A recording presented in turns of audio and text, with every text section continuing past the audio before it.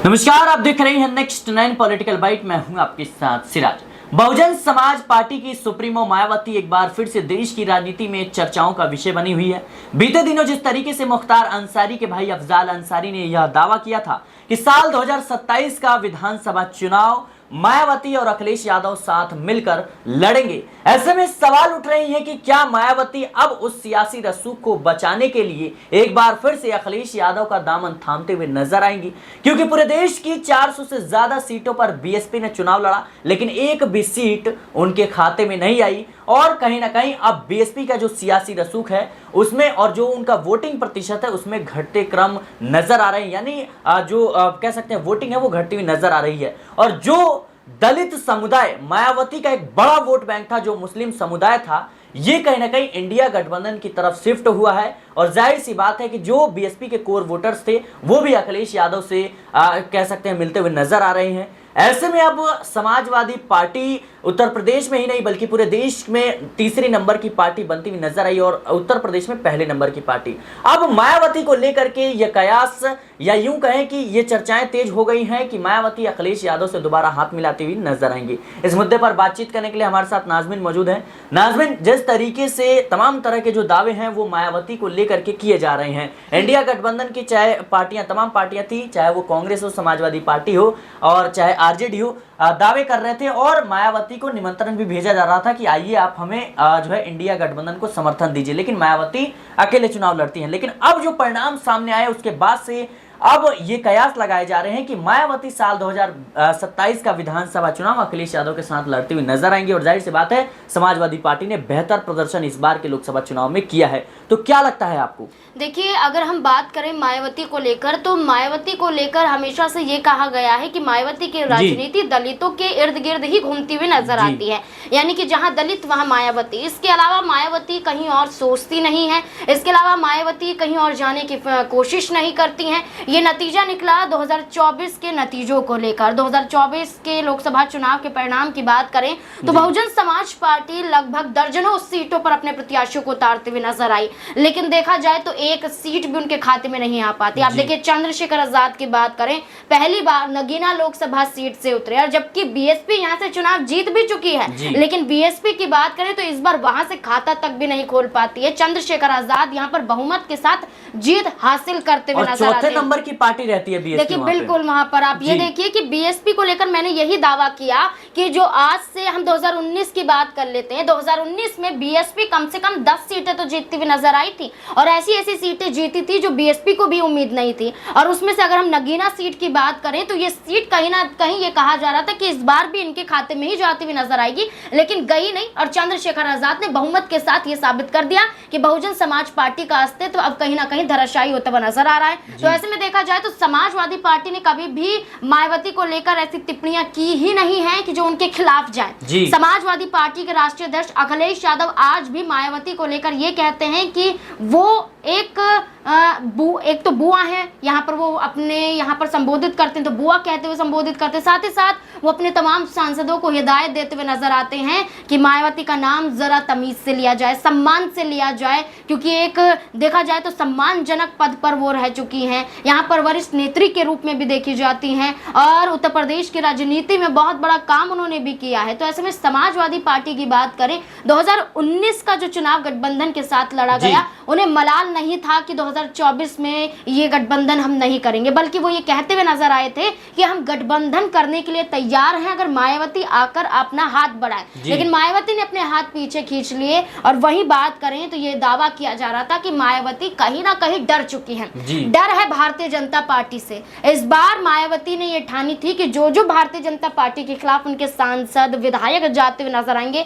उन पर एक्शन भी लेंगी। यहाँ तक कि देखिए वो अपने भतीजे आकाश आनंद पर एक्शन ले लेती हैं। इसको लेकर काफी ज्यादा चर्चा हुई थी कि आखिर जिस ढंग से आकाश आनंद ने कहीं ना कहीं भारतीय जनता पार्टी के खिलाफ मुखरता से अपनी बातों को रखा और जो बयान दिया वो चर्चाओं का विषय था, उसके बाद से उनके ऊपर एक्शन लेना, तमाम विपक्षी पार्टियां हैं वो इस बात के सवाल उठा रही थी कि कहीं ना कहीं आकाश आनंद ने भारतीय जनता पार्टी के खिलाफ बयान दिया। इसी वजह से मायावती ने जो है इतना बड़ा फैसला लिया। देखिए सिराज, कई भारतीय जनता पार्टी के ऐसे सांसद मौजूद नजर आते हैं जो अपने बयानों के चलते विवादों में घिरते हैं, लेकिन उन पर एक्शन होता हुआ नजर नहीं आता। ना पार्टी कार्यवाही करती है और ना ही यहाँ पर कार्यवाही करने की मांग की जाती है। अब देखिए कि एनआरसी के वक्त पर कितना विरोध दिल्ली में होता हुआ नजर आया। दिल्ली के अलावा कई और राज्यों में भी हमने ये विरोध प्रदर्शन देखने को मिला। लेकिन भारतीय जनता पार्टी के ही सांसदों की बात करें तो यहाँ पर अनुराग ठाकुर ये कहते हुए नजर आते हैं कि बिरयानी खाने यहाँ पर बैठे हुए हैं, 100 रुपए में आकर यहाँ पर बैठ जाते हैं। कंगना रनौत की बात कर लेते हैं, आज सांसद बन गई हैं, मंडी से चुनाव जीत जाती हैं, लेकिन जब देखा जाता है कि यहाँ पर किस तरीके से उनके ऊपर एक महिला यहाँ पर थप्पड़ जड़ती हुई नजर आती है। सीआरएफ की यहाँ पर एक महिला होती है, कांस्टेबल बात करें तो वो कहती हैं कि जब उन्होंने किसानों को लेकर विवादित बयान दिया था, ये कहा था कि 100 रुपए लेकर वो यहाँ पर बैठी हुई हैं, तो वो गुस्सा कहीं ना कहीं निकलता हुआ नजर आया। यानी कि भारतीय जनता पार्टी कभी भी अपने सांसदों, अपने विधायकों पर एक्शन नहीं लेती, लेकिन मायावती ने अपने भतीजे को यहाँ तक कि 2 जो पद महत्वपूर्ण दिए गए थे पार्टी की तरफ से, उत्तराधिकारी पद, नेशनल कोऑर्डिनेटर का पद, वही उनसे छीन लिया जाता है। ये कहते हो कि परिपक्व नहीं है। राजनीति में आप ये देखिए कि जो 18 साल के भी नहीं हो पाते वो आते हैं, प्रचार प्रसार करते हुए देखे जाते हैं। अखिलेश यादव की बेटी अदिति यादव यहाँ पर आती हैं, प्रचार प्रसार करते हुए अपने पिता, अपनी मां को जिताने की बात करती हैं। वहीं आकाश आनंद को लेकर मायावती का ये कहना कि परिपक्व नहीं है, मैच्योर नहीं है, तो ये कहीं ना कहीं लॉजिक नजर नहीं आता है। यहाँ पर नजर आता है कि वो भारतीय जनता पार्टी से डरी हुई थी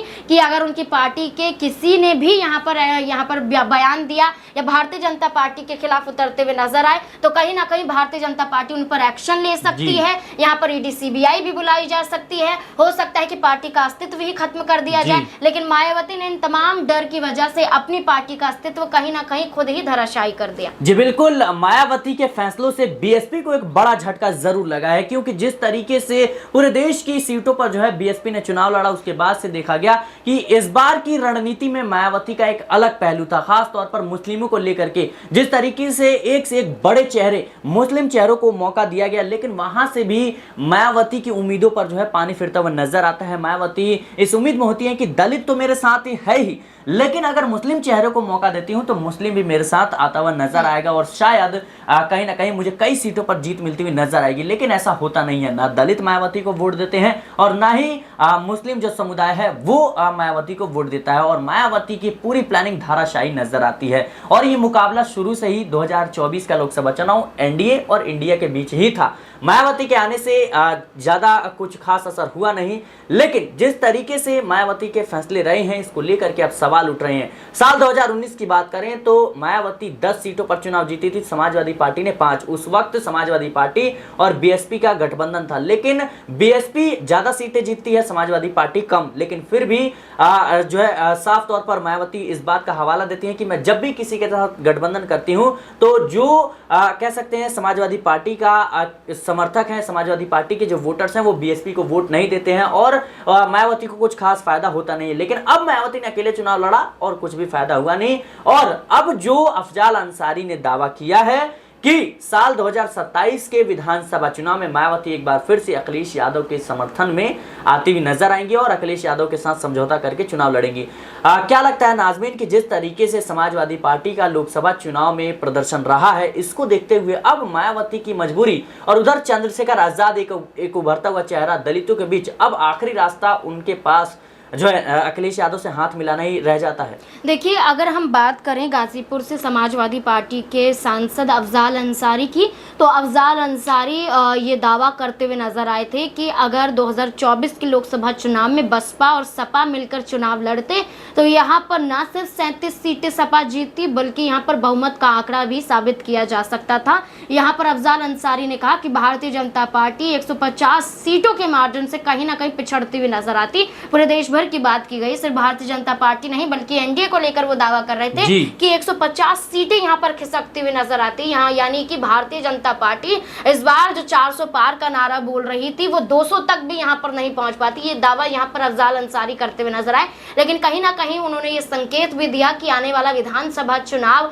हो सकता है कि बसपा और सपा के लिए कोई बड़े गठबंधन के रूप में देखा जाए, क्योंकि देखा जाए तो 2022 के जो हमने देखा था उत्तर प्रदेश में विधानसभा विधानसभा चुनाव हुए थे, उस दौरान हुए उपचुनावों को लेकर भी चर्चा होती हुई नजर आई थी कि जब आजमगढ़ सीट पर बसपा ने प्रत्याशी तो उतारा, लेकिन उसी प्रत्याशी के जरिए सपा को नुकसान हुआ। लेकिन देखा जाए तो यहाँ पर भारतीय जनता पार्टी के दिनेश लाल निरहुआ को कहीं ना कहीं फायदा पहुंचता हुआ नजर आया था जी। इसके साथ साथ देखें तो मायावती कई ऐसी सीटों पर से प्रत्याशियों को इसलिए उतारती है कि जीत बेशक वो हासिल ना कर पाए, लेकिन समाजवादी पार्टी का वोट काटने में वो कहीं ना कहीं बखूबी, लेकिन वो रणनीति तो इस बार के लोकसभा चुनाव में फेल रही। देखिए बिल्कुल, क्योंकि जनता ने जान लिया कि मायावती सिर्फ और सिर्फ अपने लिए राजनीति कर रही है। अगर वो वाकई दलितों के लिए राजनीति करती तो आज के समय में वो गठबंधन सोचती, ना कि भारतीय जनता पार्टी के तहत ये सोचते भी नजर आती कि मुझे भारतीय जनता पार्टी के खिलाफ नहीं जाना है। तभी तो इंडिया अलायंस मायावती की पार्टी को लेकर और खुद मायावती को बी टीम यहाँ पर कहते हुए नजर आते हैं। ये कहते हैं कि मायावती